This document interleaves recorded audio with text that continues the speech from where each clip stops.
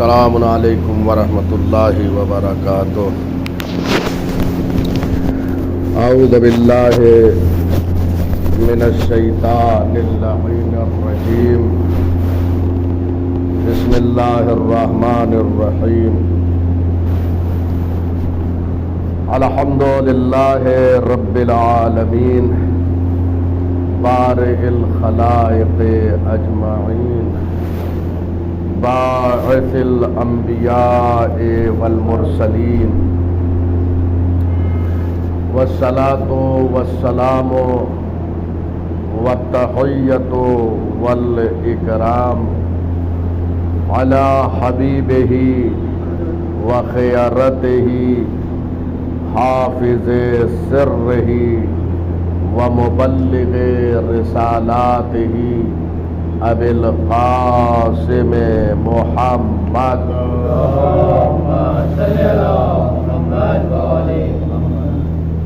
وآلہ الاطیبین الاطہرین الانجبین، لا سیما بقیت اللہ فی الارضین، روحی وارواح العالمین لتراب مقدمہ الفداء، واللعن الدائم علی اعدائہم اجمعین، من الآن الی قیام یوم الدین۔ اما بعد،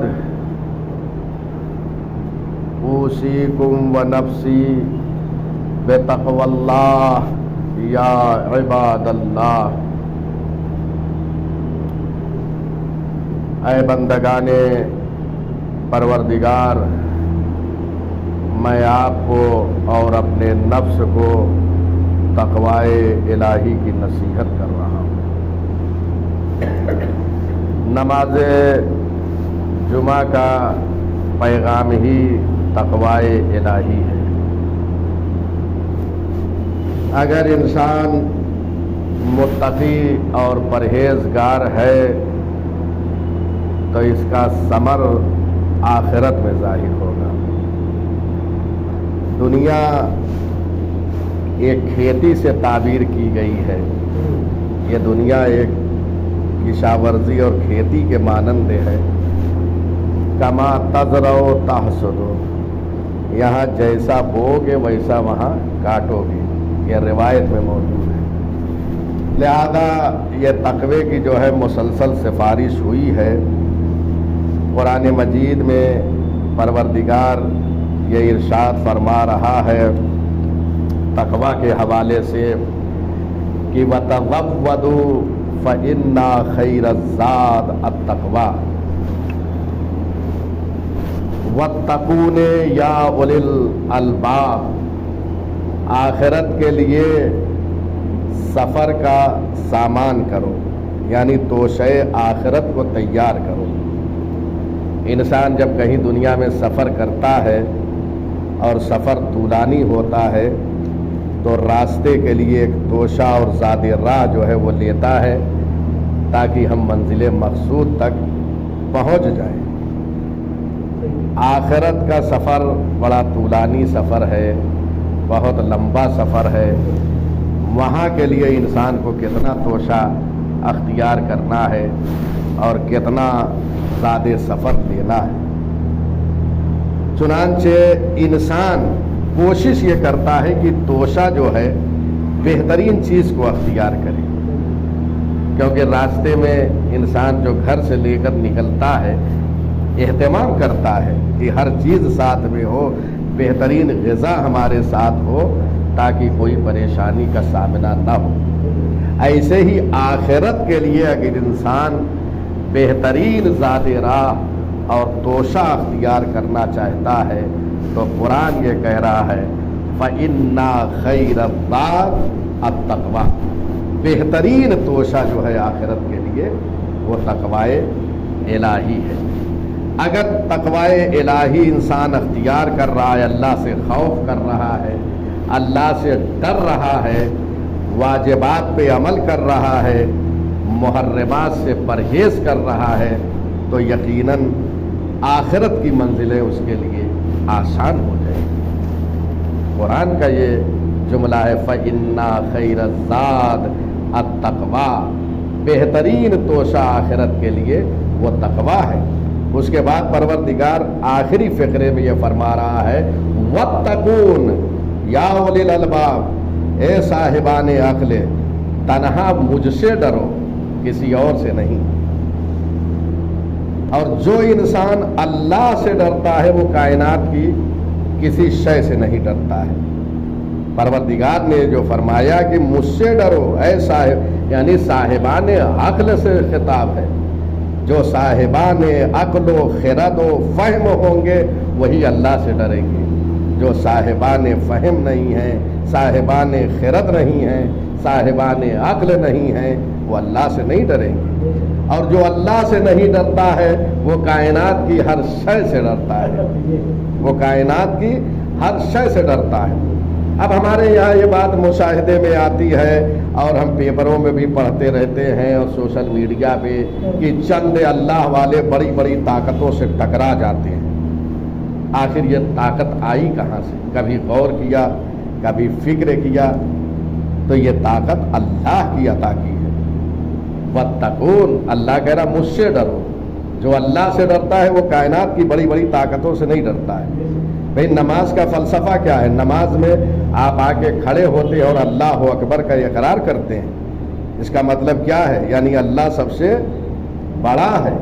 جب اللہ کو سب سے بڑا تسلیم کر لیا تو کائنات میں اب کوئی بڑا نہیں ہے، نہ کوئی طاقت بڑی ہے، نہ کوئی شک ہے. اسی لیے اللہ والے، بڑے بڑے اللہ والے دنیا کو ہیچ سمجھتے تھے، بڑی بڑی طاقتوں کو کچھ نہیں سمجھتے تھے، اس لیے کہ تقوی الہی اختیار کر رہے تھے. اس کے بعد خود نہج البلاغہ میں امیر المومنین علیہ الصلاۃ والسلام اسی مطلب کی طرف اشارہ فرما رہے ہیں. طولانی حدیث ہے جو نہج البلاغہ میں موجود ہے. امام ایک قبرستان سے جو ہے گزر رہے ہیں، وہاں پر امام کھڑے ہو جاتے ہیں اور کچھ دیر جو ہے اہل قبرستان سے گفتگو کرتے ہیں. جو یہاں کی خبریں ہیں ان کو دے رہے ہیں کہ تمہارے جانے کے بعد اب شہر کے یہ حالات ہیں، یہ گزرے ہیں. ساری باتیں امام نے بتائی. اس کے بعد امام نے یہ فرمایا اب یہ بتاؤ کہ تمہارے یہاں کے کیا حالات ہیں. غور فرما رہے ہیں. یعنی انسان دنیا میں لوگوں کے سامنے ممکن ہے ایک ظاہری تقویٰ تو اختیار کر لے، لیکن اگر زبان کا تقویٰ دل کے مطابق نہ ہو تو ایسے تقوی کا کوئی فائدہ نہیں جو نوکے زبان تک رہ جائے. قلبی تقویٰ ہونا چاہیے، دل میں تقویٰ ہونا چاہیے.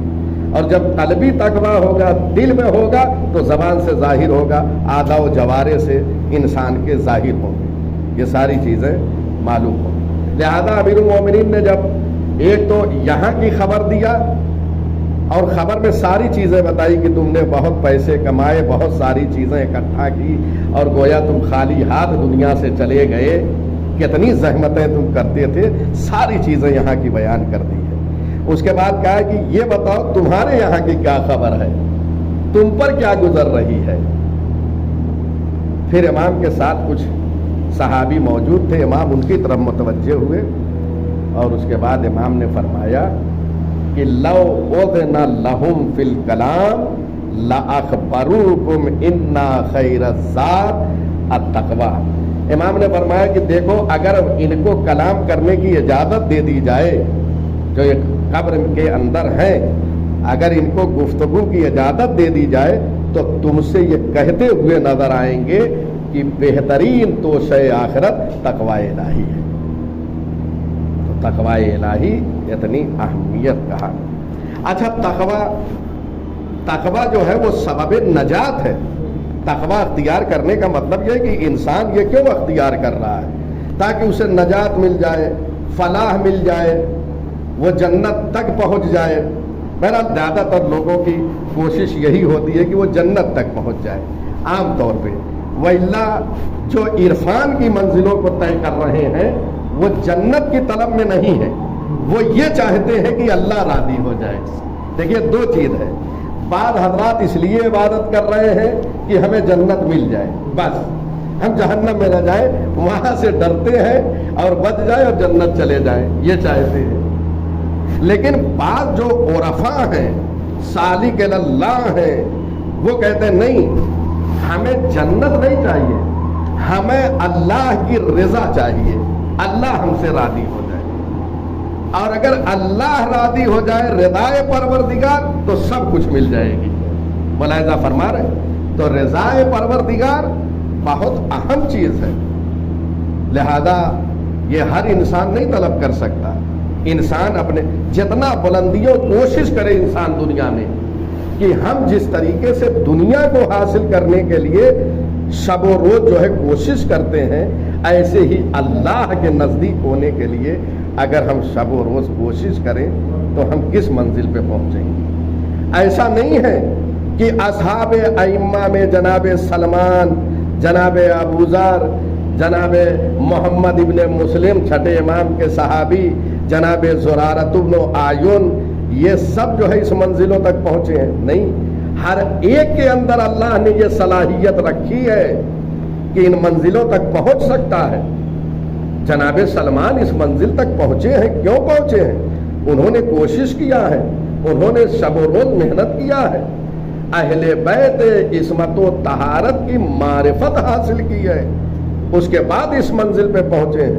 ایسے ہی دیگر اصحاب ائمہ، میں نے تاریخ میں جو پڑھا ہے، بہت سارے اصحاب ائمہ کی زندگانی، ایک کتاب ہے منتہی الاعمال، اس کا اردو میں ترجمہ بھی موجود ہے، مجھے نہیں معلوم انگلش میں ہوا یا نہیں، لیکن اردو میں ترجمہ ہو چکا ہے، بہترین کتاب ہے علامہ شیخ عباس قمی رحمۃ اللہ علیہ کی۔ اس میں اصحاب ائمہ کی زندگانی میں لکھا ہے کہ بعض اصحاب ائمہ ایسے تھے جو نماز صبح کے سجدہ شکر میں سر رکھتے تھے تو زوال کے قریب جو ہے سجدے سے سر اٹھاتے تھے۔ معمولی بات ہے، ایسے نہیں اس منزلوں پہ پہنچے ہیں، کوشش کیا ہے دنیا میں، صحیح کیا ہے، اللہ سے اچھا اس کے بعد دنیا کتنے زمانے تک انسان دنیا میں رہے گا؟ 60 سال 70 سال، اس کے بعد زندگی ختم ہے۔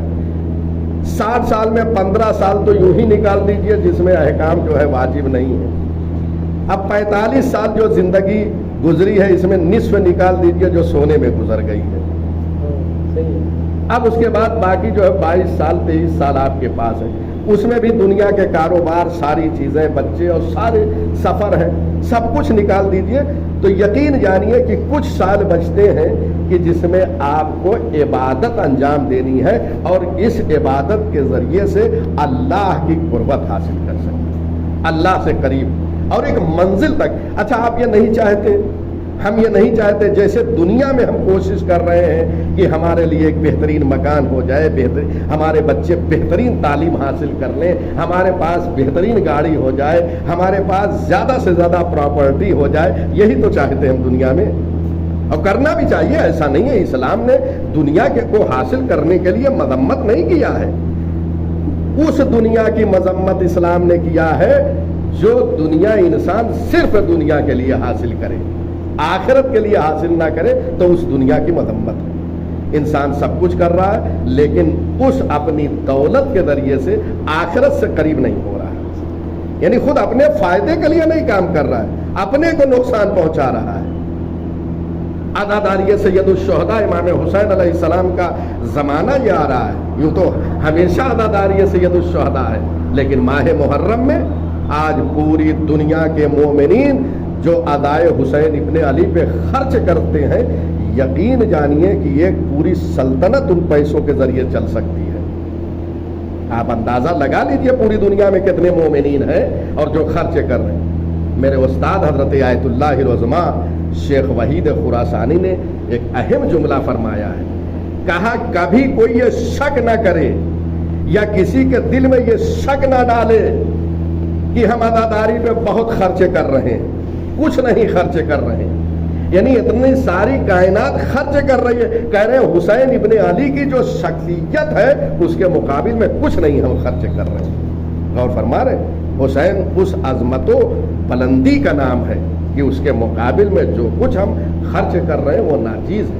لہذا حسین ابن علی کے ذریعے سے ہم اللہ سے نزدیک ہو رہے ہیں.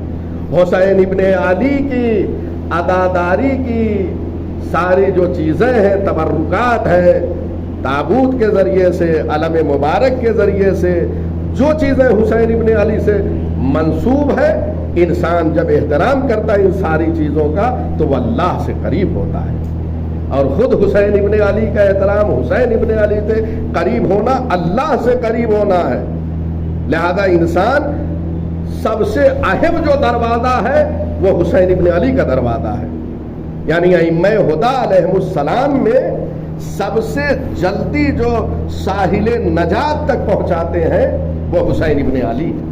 چنانچہ یہ میں اپنی طرف سے نہیں کہہ رہا ہوں، روایتوں میں یہ ساری چیزیں موجود ہیں. معصوم فرماتے ہیں کلنا سفن النجات، ہم سب کے سب سفینہ نجات ہیں.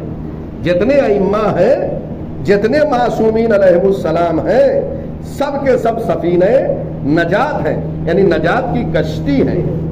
یہ ساحل تک پہنچاتے ہیں، یہ نجات دلاتے ہیں. لیکن اس کے بعد کا فقرہ ہے وَسَفِينَةُ الْحُسَيْنِ أَسْرَى، لیکن حسین ابن علی کی کشتی جو ہے وہ بہت تیزی سے پہنچاتی ہے. یہ اسرا جو ہے بہت اہم لفظ ہے. اسرا جو ہے بہت اہم لفظ ہے. اسرا کے معنی ہے جلدی. گرامر کے لحاظ سے عربی میں اسرا سرعت سے بنا ہے، یعنی جلدی جو پہنچائے. اور جلدی میں بھی اسرا جب استعمال ہوتا ہے تو اور تیزی کا معنی دیتا ہے. یعنی سب کے سب ائمہ ہدی علیہم السلام کشتی نجات ہے، لیکن حسین ابن علی کی جو کشتی ہے وہ بہت تیزی سے ساحل نجات تک پہنچا دیتی ہے. یہ ہے حسین ابن علی کی شخصیت. لہٰذا میں اس زمانے میں سارے نوجوانوں سے خصوصاً یہ التماس کرتا ہوں کہ حسین ابن علی کی شخصیت کو سوشل میڈیا سے جو وابستہ ہیں اس کے ذریعے سے پوری دنیا کو پہنچائیں. بتائیں کہ حسین ابن علی کی شخصیت کیا ہے، حسین نے کیا کارنامہ انجام دیا. یقین جانیے حسین ابن علی کی جو مظلومیت ہے، اس مظلومیت کے ذریعے سے پوری کائنات کو آپ تشیع کی طرف لا سکتے ہیں. آج پوری دنیا میں ایک طوفان اٹھا ہے. پوری دنیا میں آپ دیکھیے تشیع کی طرف تیزی سے لوگ آ رہے ہیں. اور یقین جانیے سوشل میڈیا پہ بعض ریسرچ اسکالرس نے یہ بات کہی ہے کہ وہ دن دور نہیں ہے کہ عرب کی دنیا میں 80% جو ہے سب شیعہ ہو جائیں. وہ اب دن دور نہیں ہے اور ہو رہے ہیں. مسجد اقصی کے خطیب ایک بزرگ عالم وہ شیعہ ہو گئے ہیں، اس لیے کہ شیعت بہت تیزی سے بڑھ رہی ہے حسین کی مظلومیت کے ذریعے سے. لہذا یہ کربلا کا پیغام جو ہے وہ عام کریں. یقین جانیے لوگ سننا چاہتے ہیں. ابھی میں کچھ زمانے پہلے حیدرآباد میں ایک ڈیلیگیشن، ایک کارواں، ایک قافلہ آیا تھا عیسائیوں کا. 40 نوجوان تھے اور ان کی تربیت ہو رہی تھی، انہیں ٹریننگ دی جا رہی تھی. اب وہ جا کے اپنے اپنے معبد میں جو ہے، اپنے اپنے چرچ میں جا کے وہ پادری بننے والے ہیں. پادری کہتے ہیں جو وہاں، وہ پادری بننے والے ہیں. مجھے دعوت دی گئی کہ میں واقع کربلا ان کے سامنے بیان کروں. یقین جانیے کچھ ایسے مطالب میں نے ان کے سامنے بیان کیے ہیں کہ سوچنے پر ان کی ذہنیت مجبور ہو گئی. میں تمام کر رہا ہوں. یہ کشش جو ہے ایک راہب اور ایک پادری نے حسین ابن علی کے لیے جانتے ہیں کیا جملہ کا، میں وہ خود جملہ پڑھ رہا ہوں، لکھ کے میں لایا ہوں. اور ملاحظہ کیجئے کہ حسین ابن علی کی ذات کتنی اہم ہے. ایک مسیحی عالم وہ یہ کہتا ہے لو کان الحسین لنا لرفعنا فی کل بلد بیرقا